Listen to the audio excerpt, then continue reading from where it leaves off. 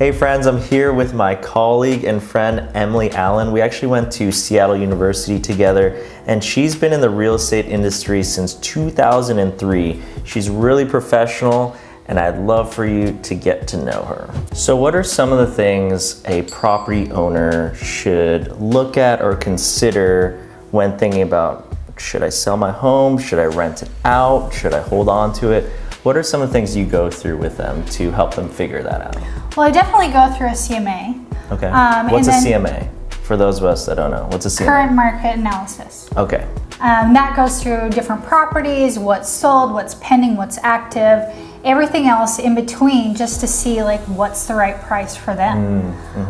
And then you want to take a look, like drill it down just a little bit and take a look at, does the house need some updates? If so, is it easy stuff like paint, or is it like a full remodel, or new carpet, new roof? Like, what is it? And then we kind of just talk about the cost and what that means in order to sell their home to get the best ROI. You want to make sure you have the right return on investment to get the right price for your house. What about seller provided inspections? Do you encourage sellers to do that? 100%, yes. Why?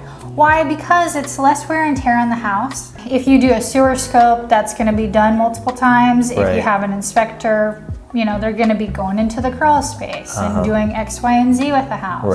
It's good for a lot of buyers in the fast market, especially if you have an offer review date a few days after you list, because it gives, it's less time for buyers to have to get into the home, do an inspection, which is 2 hours long. Right, at least. Yeah. And then if you have so many of those going on, it's not a lot of time for buyers to take a look. Gotcha. How do you feel about professional video and professional photo being used in marketing property? I think using professional photos and videos is well worth it. It helps a lot with selling your home. Because on top of that, staging, that's a key, and any stager will let you know it's better to have the staging there in place so that the photographer can get the best photo of your home. And therefore, you get a lot of people to look because the first thing they're going to see is what's online. And what's online really helps sell the house itself. How do you feel about setting an offer review date?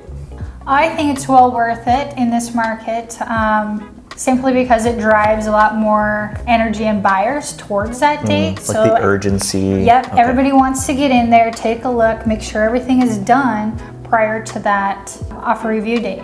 But then there's also the people who wait to see if anybody buys, and they tend to come in the next day.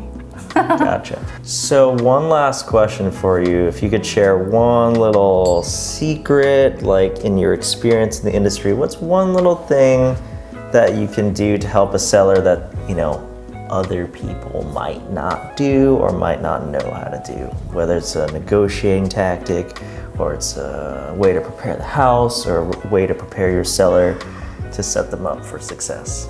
Well, I never like to divulge my secrets, but I will say that having negotiations down and being able to convey everything properly to your seller and being completely transparent is hands down one of the best.